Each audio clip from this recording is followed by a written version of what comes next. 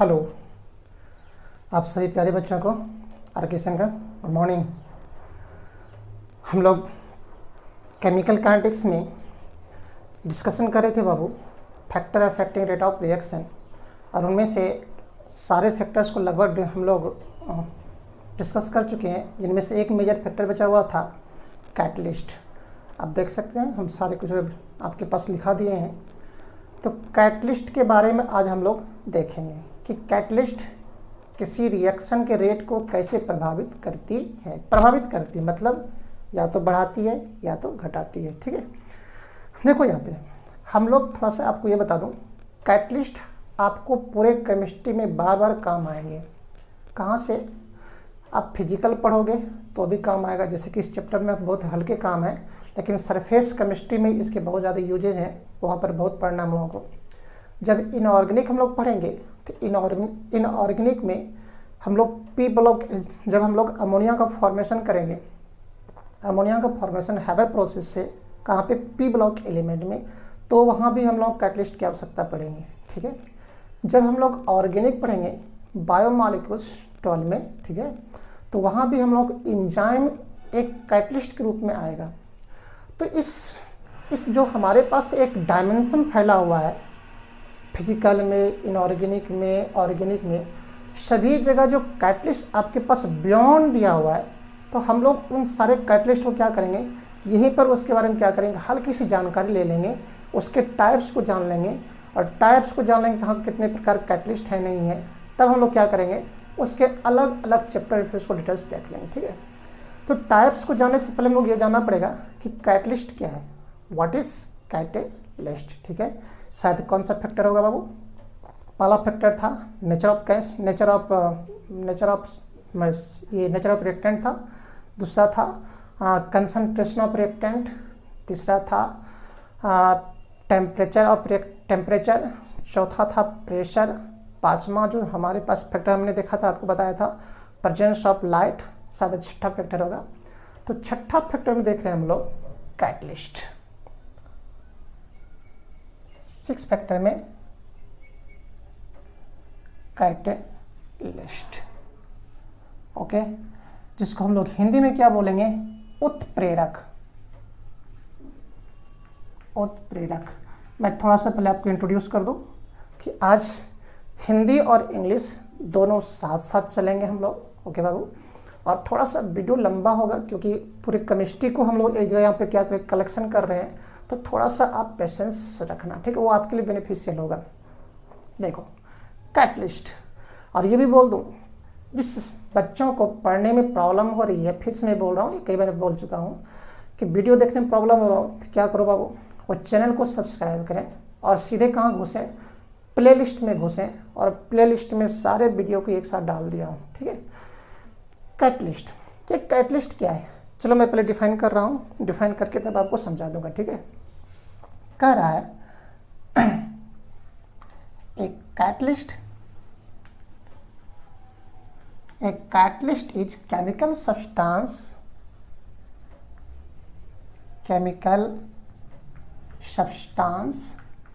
a catalyst is chemical substance which alters, है ना, alters मतलब चेंज, ब्रैकेट लिख सकते हैं हम लोग इसको, which alters the rate of reaction without consuming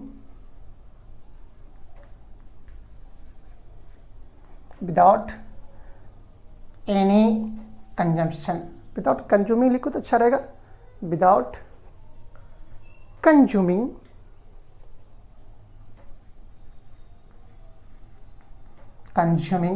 during the reaction. Okay बाबू, है ना, मैं अभी आपको बताऊंगा। ठीक है, तो पहले क्या करो, हिंदी मीडियम के बच्चे अपना कॉपी कलम निकालो बाबू, और जल्दी से लिखने की आदत डालो, तब मैं इसको समझाऊंगा। अभी लिखना उत्प्रेरक उत्प्रेरक एक रासायनिक पदार्थ, मैं हट जाता हूं, उत्प्रेरक एक रासायनिक पदार्थ होते हैं जो रासायनिक अभिक्रिया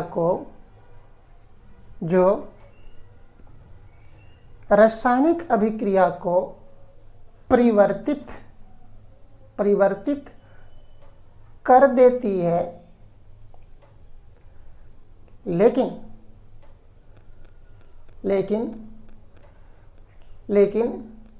रासायनिक अभिक्रिया में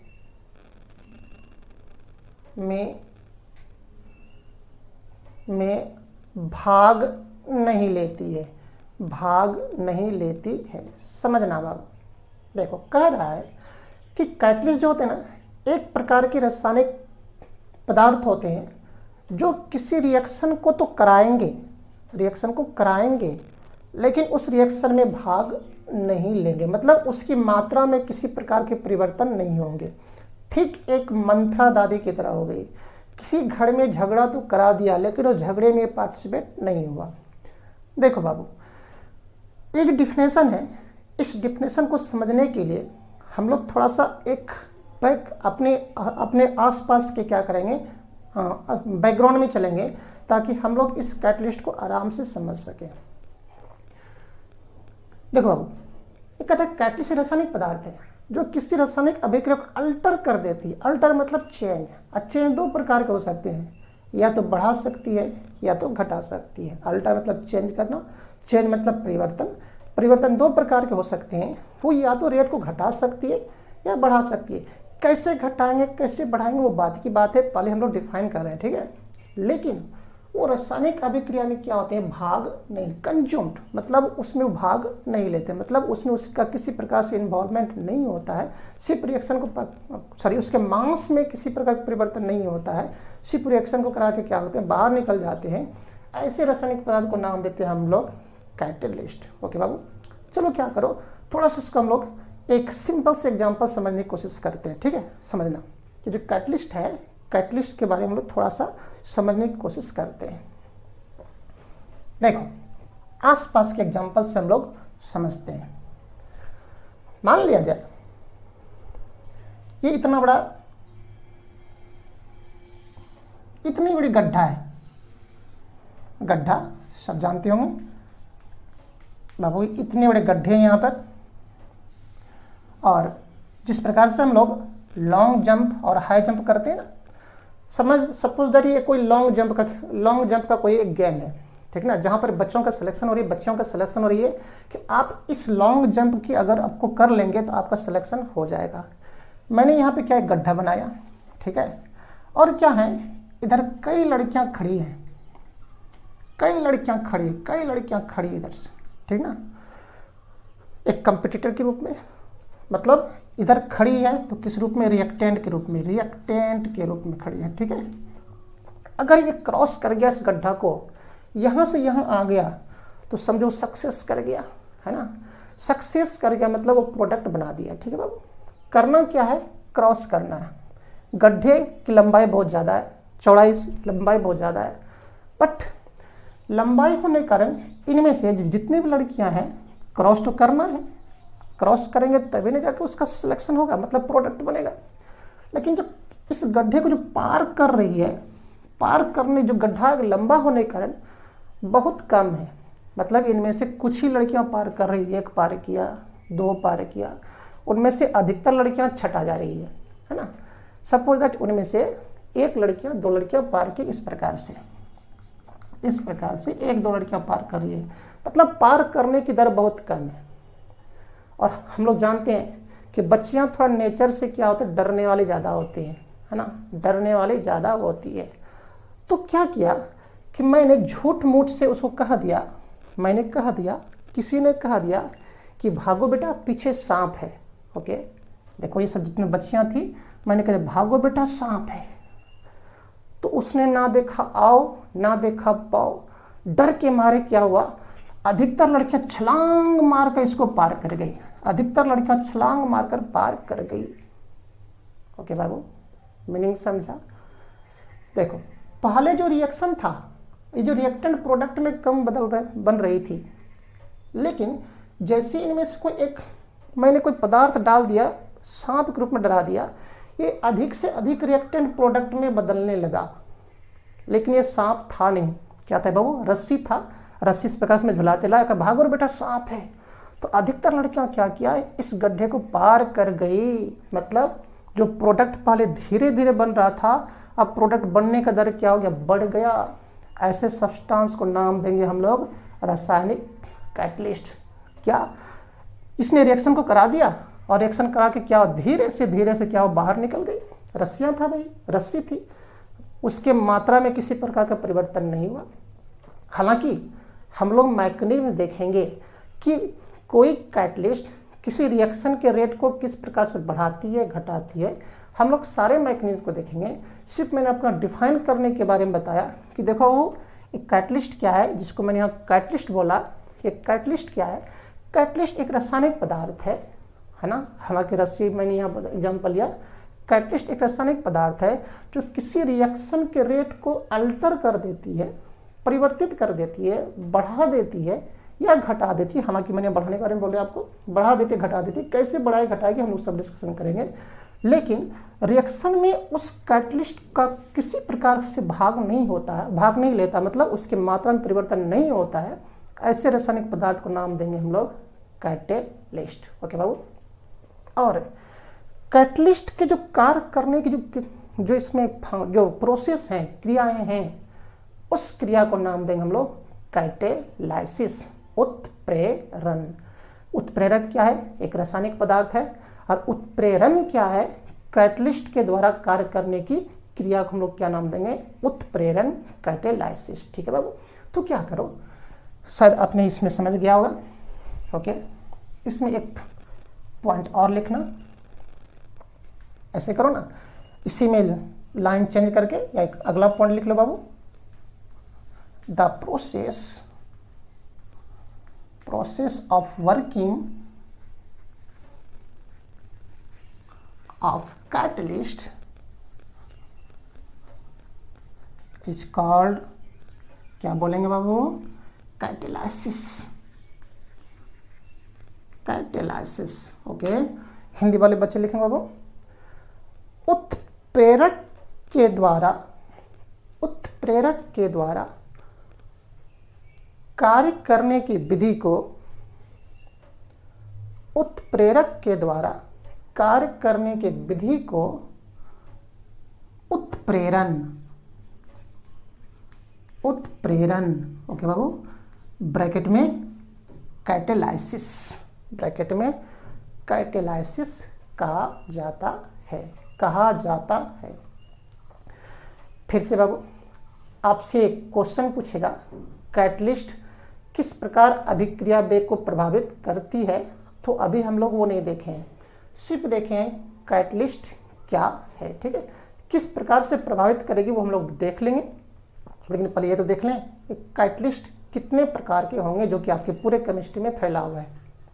तो देखें टाइप्स ऑफ कैटलिस्ट, तब हम लोग वहां पर देखेंगे। ठीक है, types of catalyst.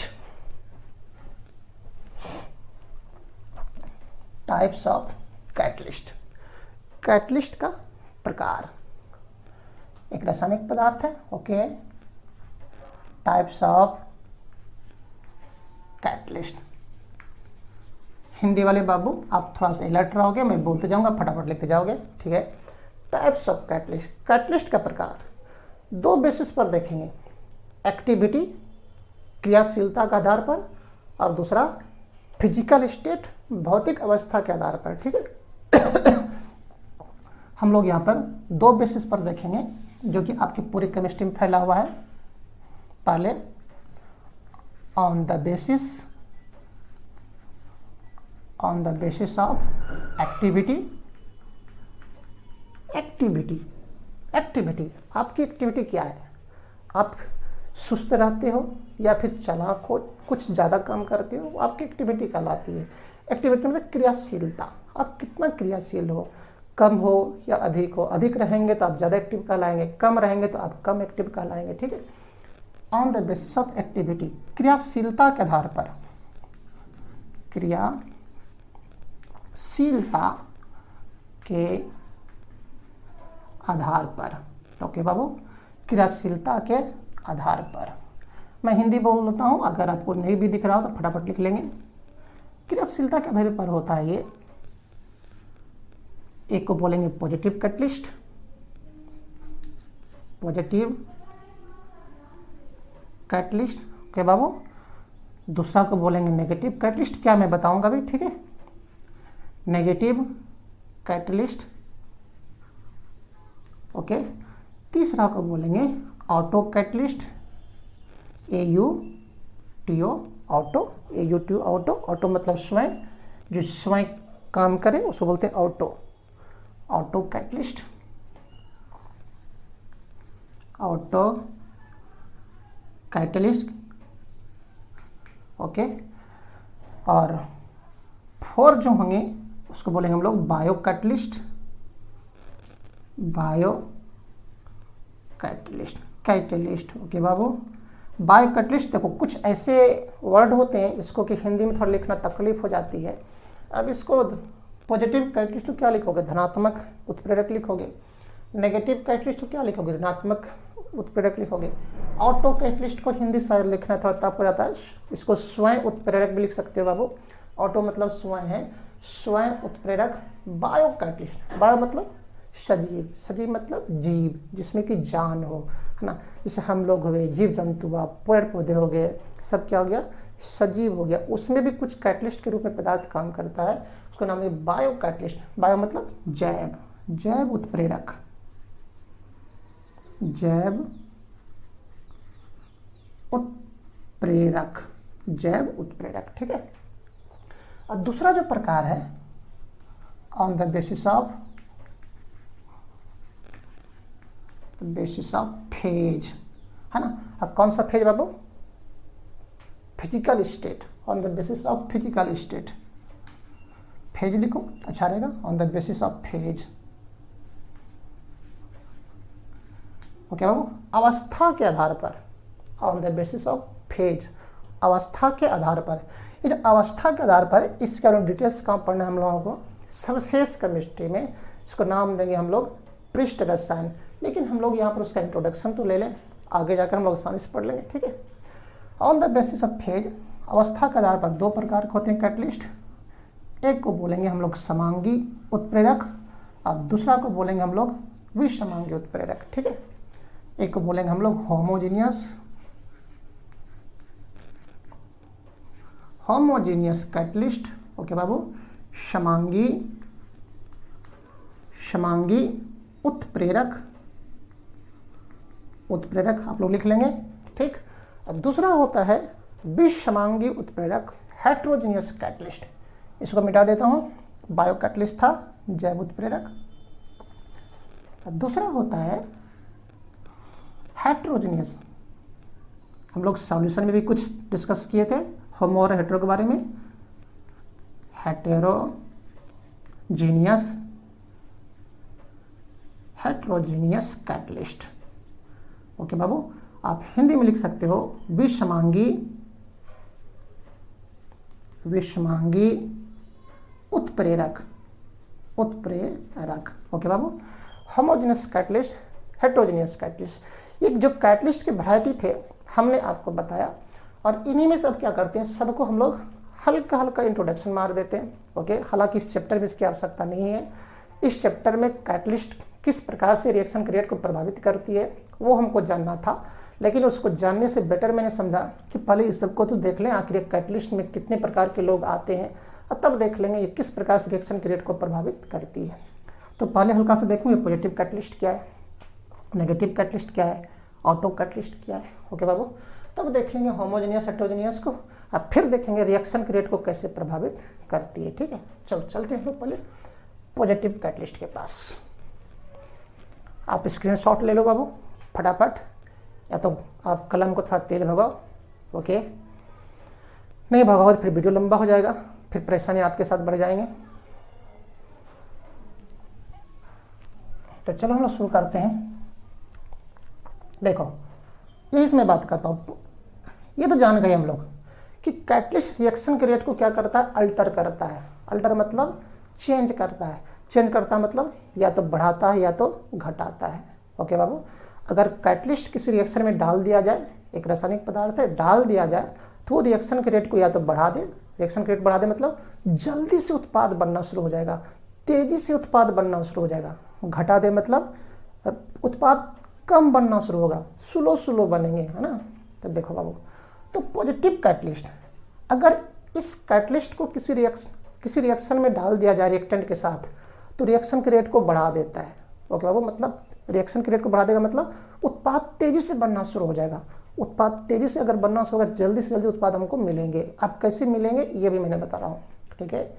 Negative catalyst क्या है, रिएक्शन के रेट को घटा देता है। घटा देता है मतलब रिएक्शन के रेट को बढ़ा दिया, इसका मतलब ये हुआ कि अगर उत्पाद 4 घंटा में बन रहा था तो अगर इस कैटलिस्ट को डाल दिया जाए तो हो सकता है अब वो उत्पाद 4 मिनट में बनना शुरू हो जाए। तो रिएक्शन के रेट को क्या बढ़ा दिया। ओके बाबू, नेगेटिव कैटलिस्ट ये रिएक्शन के रेट को घटा देता है। इसका मतलब ये हुआ कि अगर कोई रिएक्शन 4 मिनट में हो रही है, 4 मिनट में हो रही है तो हो सकता है उस रिएक्शन क्या होंगे, अब हो सकता है 4 घंटे में हो जाए। ओके बाबू, तो क्या होगा, रिएक्शन रेट को घटा दिया। हम लोग इसको क्या करते हैं, थोड़ा सा पहली नज़र में देख लेते हैं, ठीक है। अच्छा, तो पहला है पॉजिटिव कैटलिस्ट। अब आप ऐसा भी लिख सकते हो, अब ऐसा ही लिखो तो अच्छा रहेगा, positive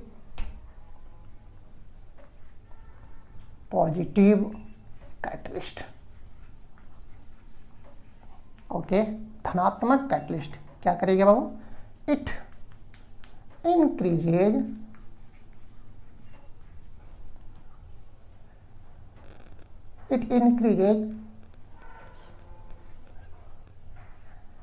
the rate of reaction,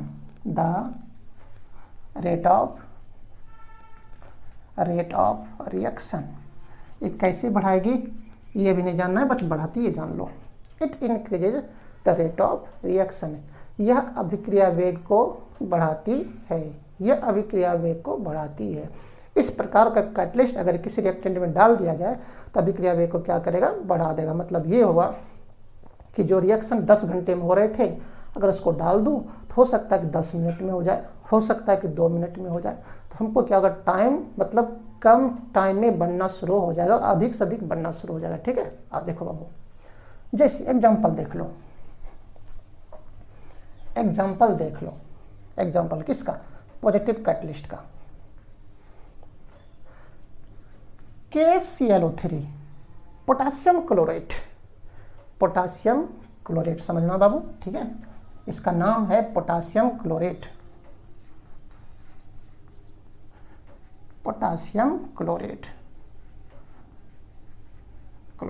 okay.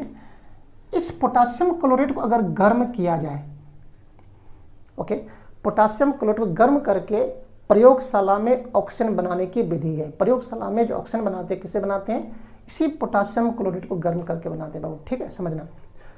Potassium chlorate गर्म करोगे तो आपको मिलेंगे पोटासियम क्लोराइड और ऑक्सीजन गैस निकलेगी, ठीक है। रिएक्शन बैलेंस नहीं, आप बैलेंस करना चाहते हो तो कर सकते हो बाबू, ठीक है। 3 दूना 6 रिएक्शन बैलेंस हो गया होगा, ठीक। प्रयोगशाला में ये ऑक्सीजन गैस को बनाने की क्या एक विधि है, प्रयोगशाला में ऑक्सीजन गैस को बनाने की विधि है।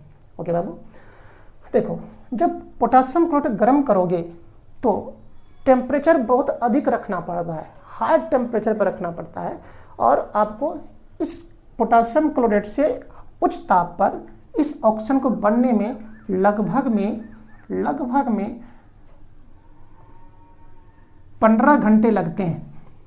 लगभग में 15 घंटे लगते हैं, सॉरी नहीं 4 घंटे लगते हैं बाबू। लगभग में इस पोटासियम क्लोराइड से ऑक्सीजन को बनने में 4 आवर लगता है। और ऑक्सीजन का बहुत डिमांड हो और अर्जेंट में आवश्यकता हो तो हम लोग चाहेंगे कि इस पोटासियम क्लोराइड से हमको कम समय में ये ऑक्सीजन गैस मिले, ज़्यादा से ज़्यादा मिले, ठीक है। तो देखो उच्च ताप पर मिल रहा है, बहुत अधिक ताप देंगे तभी हमको ये क्या होगा, ये खंडित टूट जाएगी और जाकर ऑक्सीजन गैस को लिबरेट करेगा। अगर इसमें इस पोटासियम क्लोराइड में थोड़ा सा बहुत लिटिल अमाउंट में MnO2 को मिला दिया जाए, MnO2 को मिला दिया जाए, तो ऐसा देखा गया है कि जो हमें 4 घंटा में मिल रहा था ऑक्सीजन, अब वो हमें मात्र 15 मिनट में ऑक्सीजन मिलना शुरू हो जाता है। मतलब इतना ही नहीं, और जो उच्च ताप की आवश्यकता पड़ रही थी, अब मुझे वो कम ही निम्न ताप पर, लो टेम्परेचर पर मिलना शुरू हो जाएगा। इसका मतलब ये हुआ, इस कैटलिस्ट को डालने से क्या हुआ कि रिएक्शन का रेट बढ़ गया, जल्दी से जल्दी हमको क्या हुआ, अब ऑक्सीजन गैस मिलना शुरू हो गया। इतना ही नहीं, साथ ही साथ कम ताप पर मिलना शुरू हुआ। इसका मतलब ये हुआ, मुझे ईंधन की भी बचत होना शुरू हो गया, है ना बाबू। तो ऐसे पदार्थ को नाम देंगे हम लोग पॉजिटिव कैटलिस्ट। क्यों? क्योंकि ये जब उपस्थित नहीं था, रिएक्शन का रेट बहुत स्लो था, 4 घंटे में हो रही थी, उच्च ताप देना पड़ रहा था, लेकिन जब इसको ऊपर से डाल दिया गया इसमें बहुत लिटिल अमाउंट में, बहुत कम अमाउंट में, तो अब क्या हुआ, ये टूट कर बहुत ही तेजी से 15 मिनट में ऑक्सीजन गैस को देना शुरू कर दिया। इसका मतलब ये हुआ, रिएक्शन का रेट इसने क्या किया, बढ़ा दिया। इसलिए इस प्रकार के कैटलिस्ट को नाम देंगे हम लोग पॉजिटिव कैटलिस्ट। यहाँ पे MnO2 मैग्नीज डाइऑक्साइड किस प्रकार कैटलिस्ट का काम किया, पॉजिटिव कैटलिस्ट का काम किया। ओके बाबू, चलो आओ देखो। जैसे देखो अगला एग्जांपल, हम अगर एग्जांपल नंबर 2 डायनाइट्रोजन है, इस डायनाइट्रोजन, नाइट्रोजन और हाइड्रोजन का रिएक्शन कराओगे तो बनेगा हमें अमोनिया। ओके बाबू, अमोनिया रिएक्शन बैलेंस नहीं, अब बैलेंस कर सकते हो, अब बैलेंस कर सकते हो बाबू। ये अमोनिया जो बनाई जाती है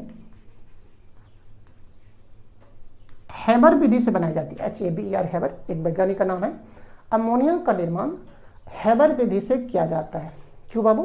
क्योंकि अमोनिया एक बहुत ही उपयोगी सब्सटेंस है, केमिकल सब्सटेंस है। इसका उपयोग किया जाता है अमोनिया का फर्टिलाइजर बनाने में, उर्वरक बनाने में, साथ ही साथ नाइट्रिक एसिड को बनाने में। इसलिए हम अगर अधिक से अधिक अमोनिया का निर्माण करना चाहते हैं तो इसमें एक कैटलिस्ट का उपयोग करना पड़ेगा।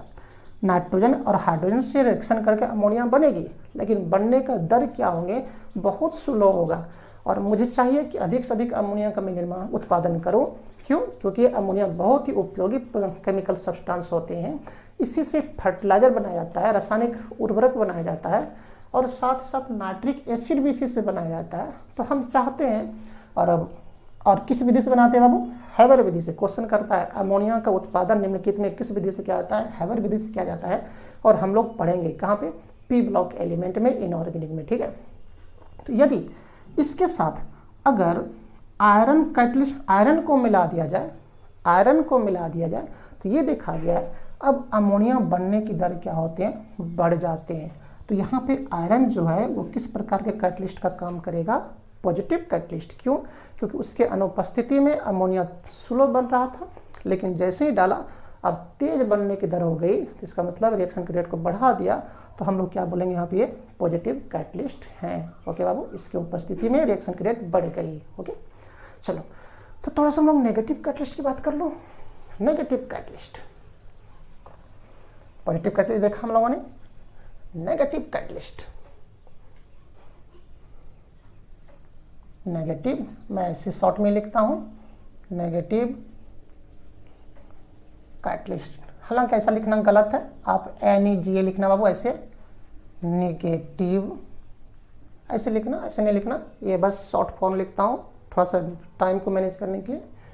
नेगेटिव कैटलिस्ट ये ठीक पॉजिटिव का उल्टा काम, मतलब यह रिएक्शन के रेट को घटाती है, ठीक है। इट डिक्रीजेज, जहाँ इंक्रीज लिखे हो आप लिख दो, it decreases the rate of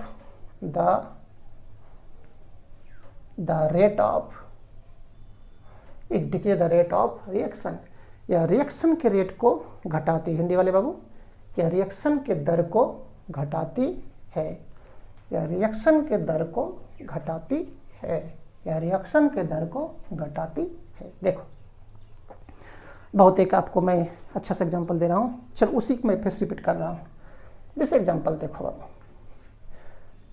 nitrogen था, नाइट्रोजन को हाइड्रोजन से रिएक्शन कराओगे, अमोनिया बनाएगा। ओके बाबू, ओके, हम चाहते हैं कि हमें तेजी से अमोनिया बने। ओके, तो हम लोगों ने अभी क्या था, यहाँ पर कैटलिस्ट के रूप में किसको डाला था, आयरन को डाला था। ऐसा करो ना, अभी यहाँ पर काम नहीं करेगा। ओके बाबू, ये काम अभी नहीं करेगा। एग्जाम्पल ले रहा हूं मैं।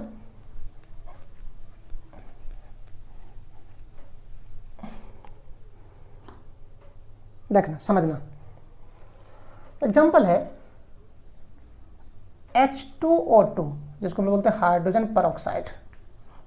हाइड्रोजन पर ऑक्साइड। ओके बाबू, हाइड्रोजन पर ऑक्साइड एक बहुत ही इंपॉर्टेंट कंपाउंड होते हैं, बहुत ही इंपॉर्टेंट ये हमारे पास रासायनिक पदार्थ होते हैं। ये एंटीसेप्टिक का काम करता है। हाइड्रोजन पर ऑक्साइड एंटीसेप्टिक का काम करता है। कहीं पर अगर आप जल गए हो, हल्का सा जल गए हो, कहीं हल्का सा कट हो गया हो, तो क्या करो, इसका सॉल्यूशन जो आता है, लिक्विड आता है, उसको वहाँ पर लगा लो। लगाओगे तो क्या होगा, बैक्टीरिया का प्रभाव वहाँ पर रुक जाएगा, और बैक्टीरिया का प्रभाव रुक जाने से क्या होगा, वो आपके घाव फैलेंगे नहीं। मतलब ये एंटीसेप्टिक का काम करता है। मार्केट में मिलती है। अगर आपको कान में बहुत दर्द हो रहा हो तो हाइड्रोजन पर ऑक्साइड का सॉल्यूशन आता है, लिक्विड आता है, उसको कान में इस प्रकार से डालोगे तो वहाँ पे भब इस प्रकार से क्या खदकेंगे। अब खदकने के बाद क्या होगा, फिर आपके कान में राहत मिलेगा। मतलब ये हुआ, ये मेडिसिन के रूप में हम इसका इस्तेमाल कर सकते हैं। हालांकि लैबोरेटरी में इस्तेमाल होता है, लेकिन मेडिसिन के रूप में इसका हम लोग इस्तेमाल कर सकते हैं। तो हमारी ड्यूटी बनती है कि इस हाइड्रोजन पर ऑक्साइड को हम लोग अच्छे से रखें, जल्दी से खराब ना हो जाए, ये इसी रूप में पड़ा रहे अधिक दिन तक। ओके बाबू, लेकिन ये बड़ी ही पागल लिक्विड होता है। क्या, जिस बर्तन में आप रखे हो बाबू, जिस बर्तन में रखे हो, अगर इसे छोड़ दोगे तो कुछ दिनों के बाद जो हाइड्रोजन पर ऑक्साइड था वो आपको पानी में बन जाएगा, पानी बन जाएगा, और साथ साथ वो क्या करेंगे, ऑक्सीजन एटम को बनाएगा, ऑक्सीजन एटम को बना देगा। ओके बाबू, देखो फिर समझोगे। जो हाइड्रोजन पर ऑक्साइड है एक प्रकार से मेडिसिन के रूप में इस्तेमाल कर सकते हैं हम, और इसलिए इसको क्या करना पड़ेगा, अधिक लंबे समय तक रखना पड़ेगा ताकि खराब ना हो जाए। लेकिन पागल लिक्विड होती है, अगर रख दोगे तो कुछ दिनों में ये पानी में बदल जाएगा, और साथ साथ ऑक्सीजन एटम को निकालेगा, ऑक्सीजन एटम को बनाएगा। ठीक है, ऑक्सीजन एटम को बनाएगा तो क्या, तब तो हमें तब तो जो हाइड्रोजन पर ऑक्साइड है तब तो खराब हो गया। ओके बाबू, कुछ दिनों में। अब हम चाहते हैं कि ये हाइड्रोजन पर ऑक्साइड जल्दी से खराब ना हो जाए, मतलब जो कुछ दिनों में खराब हो रही थी वो कुछ साल में खराब हो जाए। मतलब जो कुछ दिनों में खराब हो रही थी अब वो कुछ साल में खराब हो जाए। तो क्या करें, ये हाइड्रोजन पर ऑक्साइड के साथ, ठीक है बाबू, गलत नहीं है,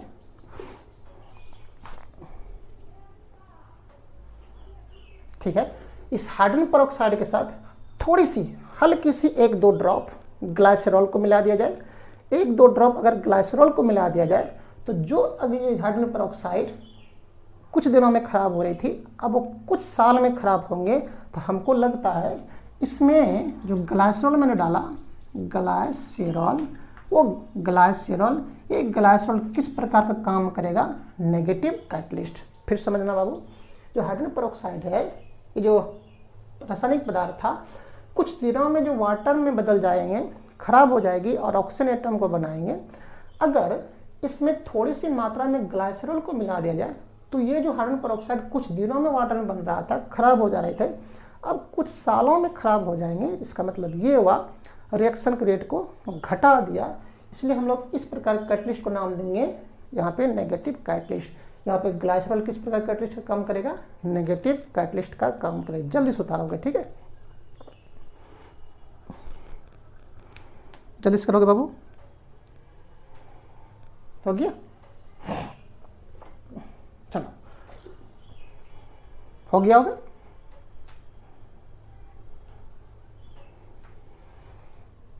अगला auto catalyst.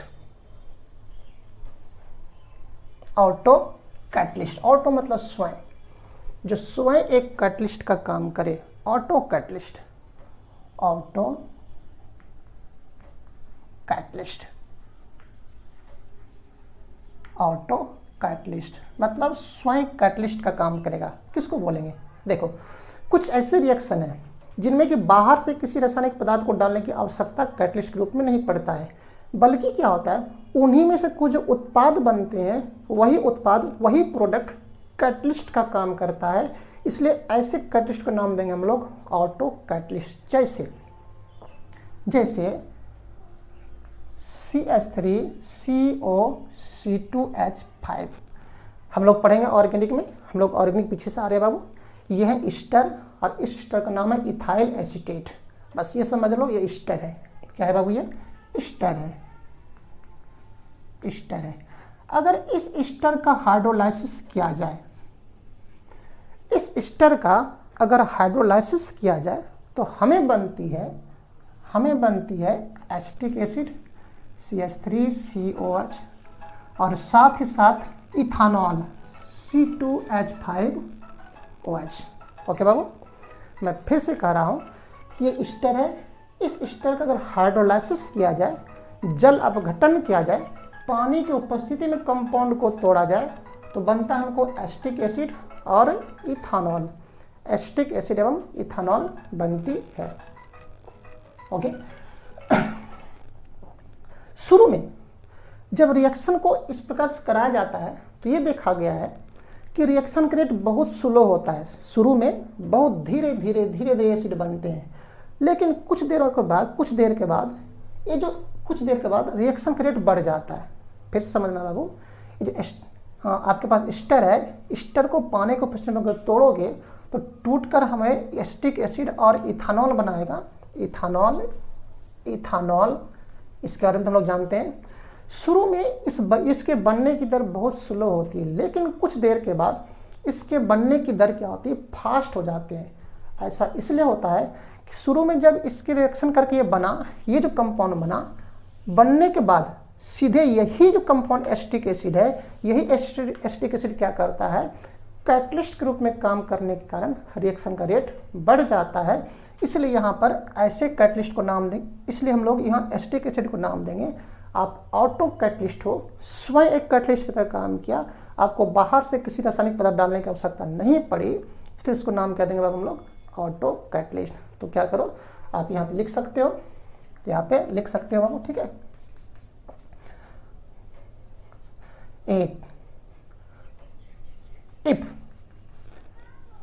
if a product of a reaction acts as catalyst, then it is called, क्या कहलाएगा बाबू, ऑटो कैटलिस्ट। ऑटो कैटलिस्ट यहाँ पर ये किसका काम करेगा, ऑटो कैटलिस्ट काम करेगा, ठीक है। कौन सा बाबू, एसिटिक एसिड। हिंदी वाले बच्चे लिखोगे बाबू, यदि रिएक्शन में उत्पाद मतलब प्रोडक्ट स्वयं उत्प्रेरक का काम करे, तब ऐसे उत्पाद को ऑटो कैटलिस्ट कहा जाता है। ऐसे उत्पाद को ऑटो कैटलिस्ट कहा जाता है। ओके बाबू। और इसी में अगला है बायो कैटलिस्ट। चाहो तो आप इस एग्जाम्पल को लिख सकते हो, CH3COO C2H5। ओके बाबू, वाटर है, बना एसिटिक एसिड और इथानॉल। ये एसिटिक एसिड है, ये ईस्टर है, और कौन सा ईस्टर है, इथाइल एसीटेट है। हम लोग डिस्कशन करेंगे, ठीक है। अगला है बायो कैटलिस्ट, जैव उत्प्रेरक।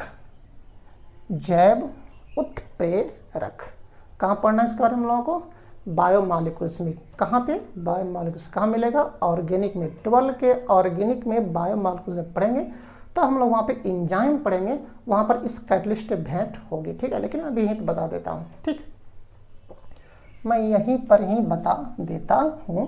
वहाँ पर तो डिस्कशन हम लोग करना है सब चैप्टर में, लेकिन अगर अभी से किसी बारे में जान लेते हो, किसी को पहचान लेते हो, तो उनसे बातें करना आसान हो जाएगा, हमारे लिए वो कोई अजनबी नहीं रह जाएंगे, ठीक ना।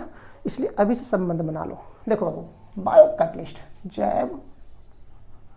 जैव उत्प्रेरक। जैव मतलब सजीव। सजीव में कौन आते हैं? पेड़ पौधे और हम लोग आते हैं। जरा सोचो, हम लोग कुछ खाते हैं, चाहे कार्बोहाइड्रेट खाओ, प्रोटीन खाओ, लिपिड खाओ, फैट खाओ, ओके बाबू। जब खाते हैं तो हमारे पेट में जाकर वो पचता है, ओके। चाहे जहाँ भी पाचन की क्रिया हमारी यहाँ पे टंग से शुरू हो जाती है, माउथ से शुरू हो जाती है, माउथ से शुरू होते हैं, ओके। तो जो भी चीज़ हम लोग खाते हैं, प्रोटीन, कार्बोहाइड्रेट, विटामिन, जितने भी चीज़ खाते हैं वो जाकर पेट में हमारे फूड क्या होते हैं, पचते हैं, डाइजेशन हो जाती है। और आपको पता होना चाहिए डाइजेशन क्या है बाबू, एक प्रकार का केमिकल रिएक्शन है, ओके। डाइजेशन क्या है? एक प्रकार का केमिकल रिएक्शन है। उस डाइजेशन को हमारे पेट में फूड को डाइजेस्ट करने के लिए, प्रोटीन, विटामिन, कार्बोहाइड्रेट को डाइजेस्ट करने के लिए ना जाने कितने प्रकार के एंजाइम उत्पन्न होते हैं। वो सारे एंजाइम क्या करते हैं, अलग अलग, कोई प्रोटीन को, कोई कार्बोहाइड्रेट को, कुछ उसको पचाने में हेल्प करती है। कभी आपने एनालिसिस किया होगा कि आपने बहुत कुछ खा लिया, खाने के बाद अब आपके पेट में गड़बड़ी हो गई, पच नहीं रहा है, ख्याल करना बाबू, पच नहीं रहा है मतलब इनडाइजेशन हो गया, मतलब वहाँ केमिकल रिएक्शन रुक सा गया। तो आप क्या करते हो, मार्केट से जाकर कुछ एंजाइम लेते हो या फिर डाइजन की गोली लेते हो। तो डाइजन की गोली हो या फिर एंजाइम डाइजन गोली लेते हो तो देखना उसमें एंजाइम लिखा होगा, या फिर कोई लिक्विड सॉल्यूशन लेते हो देखना उसमें एंजाइम लिखा होगा। तो एंजाइम है, वो एंजाइम जो आपके फूड पर काम नहीं कर पा रहा था, अब किसी प्रकार से गड़बड़ी हो गई थी, तो अगर हम बाहर से उस एंजाइम को लेते हैं, डाइजेस्टिव एंजाइम को लेते हैं, तो जो पेट में प्रॉब्लम हो गई थी पचने में, केमिकल रिएक्शन जो रुका हुआ था, वो फिर से क्या होता है, नॉर्मल हो जाता है, ओके। मतलब उस एंजाइम को पचाने, उस एंजाइम ने क्या किया, उस रिएक्शन के रेट को बढ़ा दिया, ओके बाबू। तो देखो हमारे शरीर में, पेड़ पौधों में, जीव जंतुओं में अगर जो रिएक्शन होती है, उस रिएक्शन को नाम देते हैं, रिएक्शन जो हुई पचने के लिए फूड की रिएक्शन जो हुई, उस रिएक्शन को नाम दिया जाता है बायोकेमिकल रिएक्शन, जैव रासायनिक अभिक्रिया। तो जैव रासायनिक अभिक्रिया को कंप्लीट करने में जो भी हम लोग कैटलिस्ट के रूप में हमारे शरीर में उत्पन्न होती है, हम लोग बाहर से नहीं डालते, उत्पन्न होती है, बाहर से तब डालते हैं जब उसकी रिक्वायरमेंट होती है। जो रासायनिक पदार्थ उत्पन्न होगी, उस केमिकल रिएक्शन को, बायोकेमिकल रिएक्शन को कंप्लीट करने के लिए उसे नाम दिया जाता है बायो कैटलिस्ट। तो हम लोग सिंपल सी भाषा बोल दूं, सच कैटलिस्ट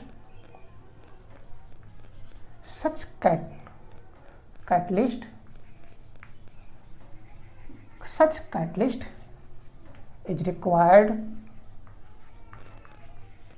during, कब बाबू, ड्यूरिंग बायोकेमिकल रिएक्शन,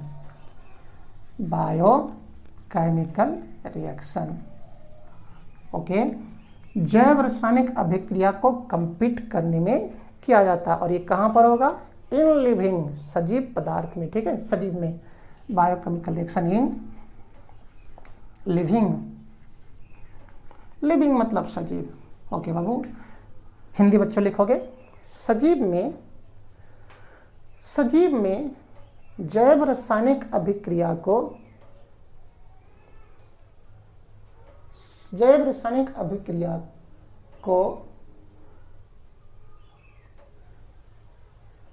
सजीव में जैव रासायनिक अभिक्रिया के लिए लिखना बाबू, जैव रासायनिक अभिक्रिया के दौरान जो पदार्थ उत्प्रेरक के रूप में आवश्यक होती है, जो पदार्थ, कैसा पदार्थ होगा, रासायनिक पदार्थ, जो पदार्थ उत्प्रेरक के रूप में आवश्यक होती है, उसे जैव उत्प्रेरक कहा जाता है, ओके बाबू। और एग्जाम्पल कौन होंगे, example all enzyme ENZYM enzyme. जितने भी एंजाइम हैं सभी एंजाइम क्या होते हैं बाबू, आपके बायो कैटलिस्ट काम करता है। और आपसे एग्जांपल बार बार पूछता है बायो कैटलिस्ट क्या है और बायो कैटलिस्ट किस प्रकार के नेचर का होता है बाबू, प्रोटीन नेचर का होता है। हम लोग डिस्कस करेंगे, ठीक है। ऑल एंजाइम, और सभी एंजाइम क्या होते हैं, all enzymes are protein. Okay बाबू, हिंदी वाले बच्चे लिखोगे एग्जाम्पल में सभी एंजाइम, ओके। और उस ब्रैकेट में लिखना सभी एंजाइम प्रोटीन होते हैं, सभी एंजाइम प्रोटीन होते हैं, ठीक है बाबू। जैसे देखना एग्जाम्पल है यूरिया, ओके। इस यूरिया को डाइजेस्ट करने के लिए यूरिएज एंजाइम की आवश्यकता पड़ती है। जैसा सबस्ट्रेट हम बाद में बात करेंगे, सबस्ट्रेट और कैटलिस्ट। इस यूरिया एंजाइम को डाइजेस्ट होने के लिए किस प्रकार के एंजाइम की आवश्यकता पड़ती है, यूरिएज एंजाइम के अंत में एज होते हैं, ठीक है। ओके बाबू, और यूरिया पता होना चाहिए फार्मूला क्या होता है, NH2CONH2, ओके। और डाइजेस्ट होकर क्या देगा ये हमें, अमोनिया और कार्बन डाइऑक्साइड गैस निकालेगा। देखो रिएक्शन में बैलेंस नहीं कर रहा हूँ, ठीक है। अमोनिया और कार्बन डाइऑक्साइड गैस निकालेगा। तो इस यूरिया जो हमारे शरीर में है, यूरिन में प्रेजेंट है, उसको डाइजेस्ट करने के लिए यूरिएज एंजाइम की आवश्यकता पड़ती है। जैसे बाबू सुक्रोज, ओके, जिसे C12H2211 जिसे हम लोग चीनी भी बोलते हैं, ओके। इसका हाइड्रोलाइसिस करने के लिए, ओके बाबू, इसका हाइड्रोलाइसिस करने के लिए C12H22O11 जिसको शुगर बोलते हो, अगर इसका जल अपघटन किया जाए हमारे शरीर में तो इसके लिए इन्वर्टेज एंजाइम की आवश्यकता पड़ती है, इन्वर्टेज TH, है ना। और इस इन्वर्टेज एंजाइम के प्रेजेंस में ये शुगर किस में टूट जाएगा, C6H12O6 प्लस C6H12O6, एक मॉलिक्यूल ग्लूकोज में और दूसरा मॉलिक्यूल फ्रुक्टोज में, F मतलब फ्रुक्टोज, ठीक है। तो कहने का मतलब ये हुआ, इस प्रकार के जो सब हमारे पास कैटलिस्ट हैं वो कहाँ पर, लिविंग के बॉडी में देखा जाएगा। और वहाँ पे जो हमारे शरीर के अंदर जो केमिकल रिएक्शन हो रही है फूड का पाचन के लिए, प्लांट के बॉडी के अंदर होते हैं, उसको नाम होते हैं बायो कैटलिस्ट। और इसके एग्जाम और बायो कैटलिस्ट के अंत में क्या मिलेगा आपको, एज मिलेगा, जैसे इन्वर्टेज, जैसे यूरिएज, माल्टोज को पचने के लिए माल्टेज, ओके बाबू। इस प्रकार से जैसे लैक्टोज को पचने के लिए लैक्टेज, इस प्रकार से कई एंजाइम मिलेंगे, ठीक है। हालांकि इस पर हम लोग डिटेल्स स्टडी करेंगे कहाँ पे, बायो मॉलिक्यूल्स में, ठीक है। हालांकि सरफेस केमिस्ट्री में भी थोड़ा सा आपको इसके बारे में नजर मिलेगा, ठीक। चलो, ये तो हम लोग तो देखे कि एक्टिविटी के आधार पर कितने प्रकार के हो गए, 2 प्रकार, इतने प्रकार के थे। और अब देख लो स्टेट के आधार पर, फिजिकल स्टेट के आधार पर, on the basis of phase, अवस्था के आधार पर। अब कैसा अवस्था बाबू, उसके भौतिक अवस्था, ओके। और भौतिक अवस्था के आधार पर 2 प्रकार के होते हैं, कौन कौन, homogeneous catalyst and heterogeneous catalyst, ठीक है। 2 प्रकार के थे। तो पहला चलो, इस सरफेस केमिस्ट्री में आपको पढ़ना भी है, homogeneous catalyst, okay. Homogeneous catalyst Hindi वाले बच्चे लिख लेंगे बाबू,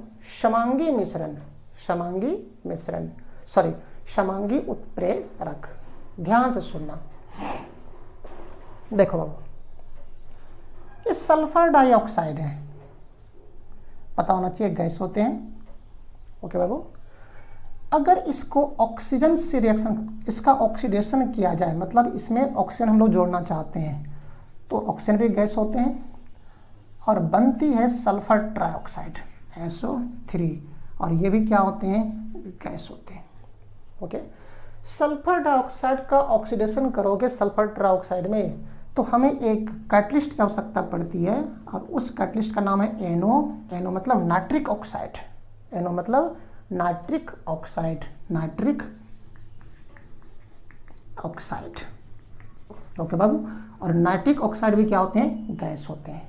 ध्यान से सुनना, ये चूंकि इसको इसमें इस सल्फर डाइऑक्साइड का ऑक्सीजन में ऑक्सीडेशन करने के लिए मुझे किस कैटलिस्ट की आवश्यकता पड़ी? नाइट्रिक ऑक्साइड की।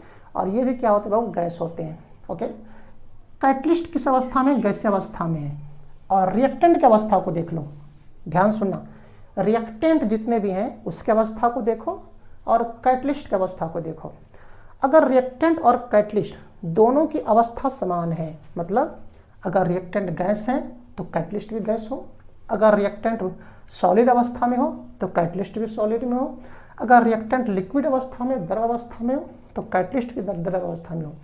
अगर प्रोडक्ट से मुझे वास्ता नहीं है, ध्यान रहेगा, प्रोडक्ट से मुझे वास्ता नहीं है। अगर रिएक्टेंट और कैटलिस्ट दोनों का भौतिक अवस्था समान हो, दोनों एक ही फेज में निर्भर कर रहा हो, डिपेंड एक ही फेज में पाया जा रहा हो, तो ऐसे कैटलिस्ट को नाम देंगे हम लोग होमोजीनियस कैटलिस्ट। यहाँ पर एनो किस प्रकार कैटलिस्ट काम करेगा वो? होमोजीनियस। क्यों? क्योंकि रिएक्टेंट मतलब अभिकारक और कैटलिस्ट दोनों की फिजिकल स्टेट क्या होंगे? तीन ही होंगे, सॉलिड लिक्विड गैस, वो क्या है? समान है, इसलिए इसे नाम देंगे हम लोग आप क्या हो? Homogeneous catalyst. तो यहाँ लिख दो, आप यहाँ लिखोगे, आप यहाँ पर लिखोगे if catalyst and reactant has same physical state, then it is called, क्या बोलोगे बाबू? It is called, मैं यहाँ लिख रहा हूँ, then it is called homogeneous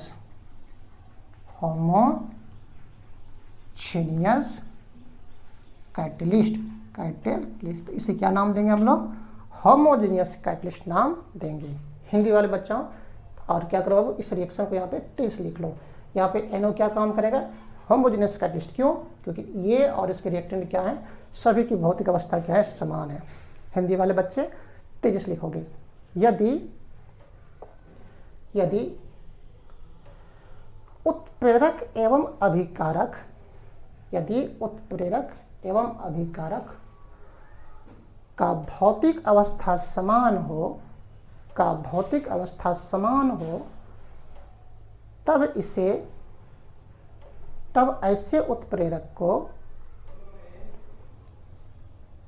ऐसे उत्प्रेरक को समांगी उत्प्रेरक कहा जाता है। समांगी उत्प्रेरक कहा जाता है। बहुत सारे एग्जांपल मिलेंगे। कहाँ पर सारे एग्जांपल को देखना है हम लोगों को? सरफेस केमिस्ट्री देखना है, ठीक है। वहीं का ये पार्ट है, मैंने पहले बता चुका हूँ। सिर्फ यहाँ पर क्या लिए, हम उसके बारे में जान लिए कि हाँ आप हैं, तब भिड़ जाएंगे हम लोग वहाँ पर, ठीक है। एक लक्कड़ दुक्कड़ सब वहाँ पर होगा, लेकिन उसको पहचान तो लिए ना आप क्या हो, ठीक है। अगला हेट्रोजीनियस मतलब विसमांगी। इस रिएक्शन को जरूर लिख लो, ठीक है। विसमांगी catalyst, homogeneous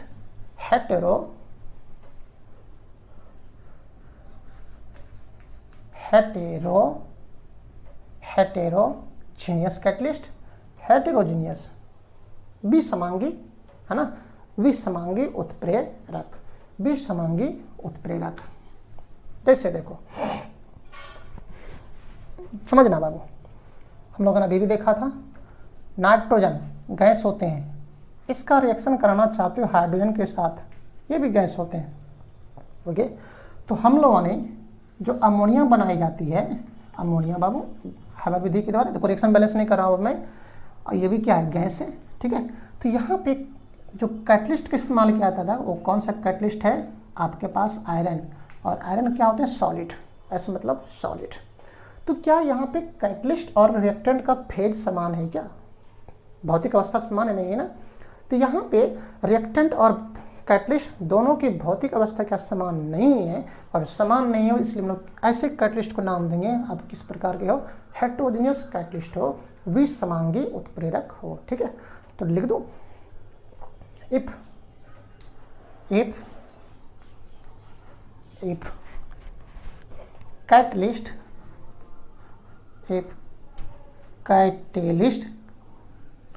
and reactant are existing in different physical state, तो क्या बोलेंगे बाबू से, then such catalyst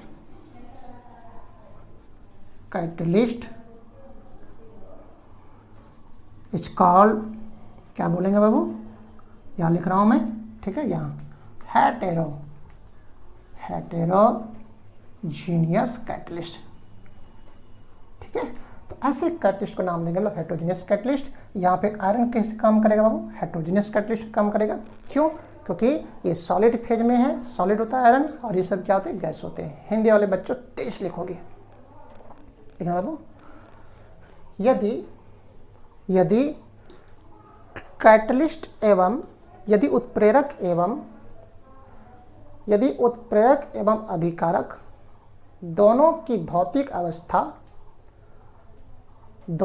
भौतिक अवस्था समान नहीं हो तब ऐसे उत्प्रेरक को विसमांगी उत्प्रेरक कहा जाता है। विसमांगी उत्प्रेरक कहा जाता है, ठीक है। देखो बाबू, कुछ हमको यहाँ नोट करके देख लेते हैं, उसके बाद हम लोग फिर आगे बढ़ेंगे, ठीक है। नोट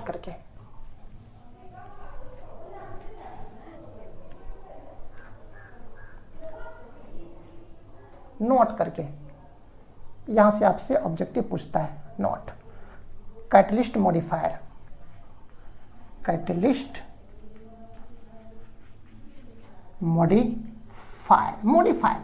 मॉडिफायर मतलब उसके प्रारूप में चेंज कर देना। कैटलिस्ट को कौन इसमें उस कैटलिस्ट के प्रारूप में चेंज कर देना, मतलब अगर कैटलिस्ट है उसकी क्रियाशीलता को बढ़ा दे तो क्या मॉडिफाई नहीं कर दिया गया, या तो कैटलिस्ट की क्रियाशीलता को घटा दे तो काम तो कर गया ना। तो ऐसे कोई अगर ऐसा सब्सटेंस हो जो कि कैटलिस्ट की प्रवृत्ति को चेंज कर दे, उसको हम कहते हैं कैटलिस्ट मॉडिफायर। ओके बाबू, कैटलिस्ट मॉडिफायर। उत्प्रेरक, तो देखो ये दो प्रकार के होते हैं, ये 2 टाइप के होते हैं, 2 टाइप्स। ओके, लिख देता हूं। The chemical substance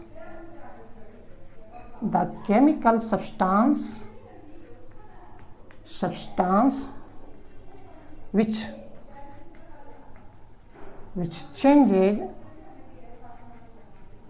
the activity of catalyst is called, क्या बोलोगे बाबू, कैटलिस्ट मॉडिफायर। हिंदी वाले बच्चे लिखेंगे वैसा रासायनिक पदार्थ जो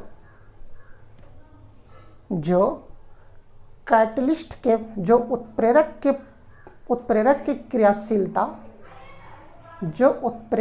क्रियाशीलता को परिवर्तित कर देता हो, कॉमा देना बाबू। कैटलिस्ट मॉडिफायर आप ब्रैकेट में लिख सकते हो। उत्प्रेरक प्रवर्तक कहलाती है, ठीक है, कहलाती है। समझना बाबू, समझना। ये 2 प्रकार के होते हैं, इसी में आप लिखना कैटलिस्ट मॉडिफायर में मैं CM लिखा हूं, कैटलिस्ट मॉडिफायर। ये 2 प्रकार के लोग होते हैं, एक को बोलते हैं हम लोग प्रोमोटर प्रोमोटर वर्धक, वर्धक वो धातु से तक है बाबू, ठीक है। और दूसरा होता है पॉइजन, पॉइजन, पॉइजन इसको बोलते हैं विष, पॉइजन मतलब विष, पॉइजन इसको बोलते हैं विष, विष बोलो या फिर विषाक्ति बोल सकते हो, समझना बाबू, समझो इसे मैं आपको समझा रहा हूं। जैसे कि आप कहीं मार्केट जाने वाले हो, ठीक है, आप कहीं मार्केट जाने वाले हो, बट आपके पॉकेट में क्या मात्र 100 रुपये हैं। 100 रुपये मार्केट में आप जो जा रहे थे, आपके पास परचेज करने के लिए 100 रुपये सफिशिएंट नहीं है, खरीदने के लिए 100 रुपये सफिशिएंट नहीं है, ठीक है। अब आपकी बट वहाँ इच्छा नहीं है, मैं नहीं जाऊँगा, मेरे पास पैसे नहीं है। अब आपके एक दोस्त आए, दोस्त जिसके पास पैसे नहीं है, लेकिन आपको उसने कहा दे कि चलो मेरे पास पॉकेट में पैसे हैं, हम आपको वहाँ पर पैसे दे देंगे। तब एक्साइटेड होकर क्या होगे, चले जाओगे वहाँ पर। देखना, जो काम मार्केट जा रहे थे, पॉकेट में पैसे थे, बट आपके पास फ्रेंड क्या हुए, आए, उसके पास पैसे नहीं है, लेकिन उसने आपको बहला दिया कि चलो बाबू भाई हम आपको पैसे देंगे। आप तो मार्केट चले गए, है ना, बट वहाँ पर गए तो अब आप क्या घटना करोगे, पहले भी पैसे नहीं थे और अभी भी पैसे नहीं, तो झूठ बोल कर ले गया ना, लेकिन आपकी क्रियाशीलता को उसने बढ़ा दिया। तो हम लोग बोलेंगे वो जो आपके दोस्त थे, जो आप वो किस प्रकार के कैटलिस्ट का काम, वो किस प्रकार के पदार्थ का काम करेगा बाबू, आपके पास वो प्रोमोटर का काम करेगा, वर्धक का काम करेगा। ओके, अब फिर समझना, आपके पास 100 रुपये थे, आप मार्केट कुछ खरीदने जा रहे हो, लेकिन किसी धूर्त ने आपके पॉकेट से क्या क्या पैसे चुरा लिए, 100 रुपये से 50 रुपये निकाल लिए, 90 रुपया, या फिर हो सकता हो उसने 10 रुपया 20 रुपया निकाल ली हो। तब इस कंडीशन में क्या होगा, आपकी जो जाने की इच्छा भी मार्केट में थी वो भी आप नहीं जा पाओगे। क्यों? क्योंकि अब आपकी एक्टिविटी घट गई। तो हम लोग नाम देंगे उसको पॉइजन। ओके बाबू, तो वैसा रासायनिक पदार्थ जो कैटलिस्ट के उत्प्रेरक की क्रियाशीलता को बढ़ा दे उसको बोलते हैं प्रमोटर, वर्धक। और वैसा रासायनिक पदार्थ जो कि कैटलिस्ट की क्रियाशीलता को घटा दे उसको नाम देते हैं हम लोग पॉइजन। ओके, क्लियर हो? चलो लिखते हैं हम लोग इसमें, such chemical substance, such chemical substance, short में लिखा हूं, such chemical substance increases the activity, किसका बाबू? The activity of catalyst. Such chemical substance increase the activity of catalyst. मैं एग्जाम्पल लिखूंगा, ठीक है। हिंदी वाले बच्चे लिखो बाबू, ऐसा रासायनिक पदार्थ, कैसा रासायनिक पदार्थ बाबू? जो वर्धक है, ठीक है। इसी के नीचे यह रासायनिक पदार्थ उत्प्रेरक की क्रियाशीलता को बढ़ाती है, उत्प्रेरक की क्रियाशीलता को बढ़ाती है, ठीक है। इसी के नीचे एग्जाम्पल लिख लो, इसी के नीचे आप एग्जाम्पल लिखोगे। पहला एग्जाम्पल में जैसे हम लोगों ने देखा बाबू, नाइट्रोजन है और इससे हाइड्रोजन रिएक्शन कर रही थी, और हम लोग यहाँ पे कैटलिस्ट के रूप में किसका इस्तेमाल करते हैं? आयरन का, नहीं क्या? और क्या बनती है हमें? अमोनिया बनती है। इस कैटलिस्ट को डालने से अमोनिया बढ़ने की दर क्या हो गई? बढ़ गई। हम चाहते हैं कि और अमोनिया में तेज बढ़ाऊं, तो क्या करना पड़ेगा? इस आयरन को और उत्तेजित करना पड़ेगा। ओके, इस कैटलिस्ट को उत्तेजित करना पड़ेगा, उसे क्रियाशीलता को बढ़ाना पड़ेगा, ताकि क्या हो, हमें अधिक से अधिक अमोनिया बने। तो इसके लिए क्या करना पड़ता है? इसमें एक रासायनिक पदार्थ मिला जिसको नाम देते हैं मॉलिब्डेनम, मॉलिब्डेनम। क्या करना बाबू? नाइट्रोजन हाइड्रोजन से रिएक्शन करेगी, अमोनिया बनेंगे, उसमें कैटलिस्ट के रूप में किसका इस्तेमाल किया था? आयरन को। लेकिन आयरन की एक्टिविटी को बढ़ाने के लिए, ताकि हमको और अधिक से अधिक अमोनिया बने, तो किसको मिलाया था? Molybdenum, molybdenum.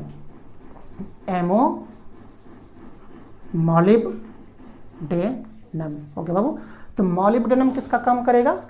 वर्धक का काम करेगा।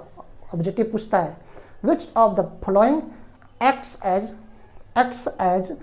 Promoter during Haber process. Haber process में प्रोमोटर के रूप में किसका उपयोग किया जाता है? मॉलिब्डेनम का। क्योंकि हैवर प्रोसेस में अमोनिया को हम लोग बनाते हैं, है ना, तो अमोनिया के उत्पादन को बढ़ाने के लिए हम लोग कैटलिस्ट के साथ किसको मिलाते हैं? मॉलिब्डेनम।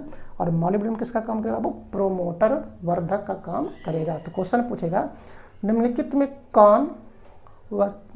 कौन हैवर विधि में अमोनिया के निर्माण के दौरान वर्धक का काम करता है? कौन? मॉलिब्डेनम। ठीक है, और ये क्या करेंगे? घटाएंगे किसकी एक्टिविटी को? किसके? कैटलिस्ट की एक्टिविटी को। तो बोल दूं फटाफट बाबू, इसको हटाऊं। सच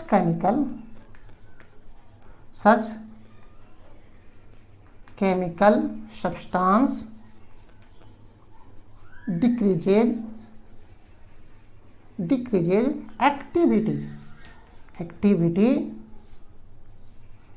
एक्टिविटी किसका बाबू? Of catalyst. हिंदी वाले बच्चे लिखो बाबू।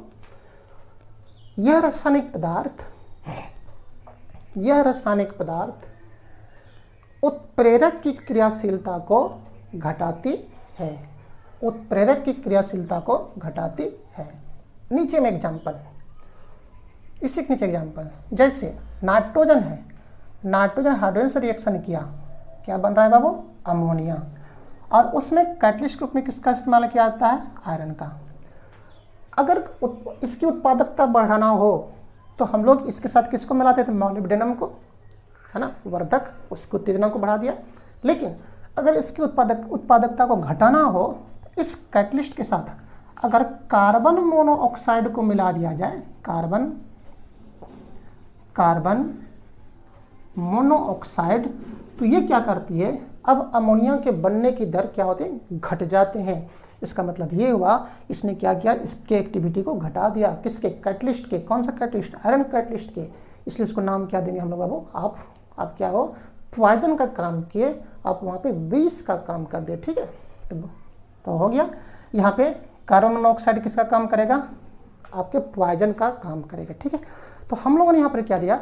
सिंपली क्लासिफिकेशन देखा। किसका बाबू? कैटलिस्ट का। तो हमारा हेडिंग क्या था? कैटलिस्ट किस प्रकार से रिएक्शन के रेट को परिवर्तित करती है। तो हम लोगों ने कैटलिस्ट देखा और ये भी देखा कि रिएक्शन के रेट को परिवर्तित करती है, मतलब बढ़ाती है घटाती है, मतलब रिएक्शन के रेट को बढ़ाती है घटाती है। लेकिन कैसे बढ़ाती है घटाती है वो अभी हम लोगों ने नहीं देखा। तो उसके लिए क्या करना पड़ेगा? हमको आपको नेक्स्ट क्लास का इंतजार करना पड़ेगा, जहाँ पर हम लोग ये देखेंगे कि कैटलिस्ट कैसे रिएक्शन के रेट को परिवर्तित कर देती है। आपके लिए बहुत ही इंपॉर्टेंट टॉपिक होगा। क्वेश्चन आपसे करना ही करना है कि कैटलिस्ट रिएक्शन के रेट को कैसे परिवर्तित करती है। How catalyst changes rate of reaction. ठीक है, तो क्या करते हैं, आज तो ऐसे ही वीडियो लंबा बन चुका है बाबू। अगर मैं उसे अभी मैं उसे डिस्कस करूँ तो और बहुत लंबा हो जाएगा।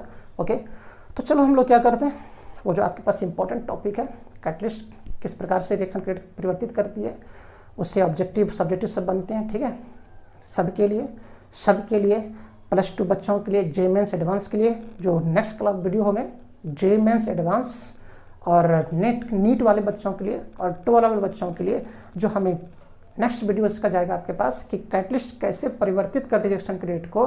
तो वो आपके लिए बहुत ही इंपॉर्टेंट होने वाला है, इसलिए आप उसे ज़रूर देखेंगे, भूलेंगे नहीं देखने से। ठीक है, तो चलो हम लोग क्या करते हैं बाबू, फिर मिलते हैं नेक्स्ट वीडियो में। ठीक है, और एक नई ऊर्जा के साथ। तब तक के लिए आप सभी प्यारे प्यारे बच्चों को RK सेन का best of luck. Thank you.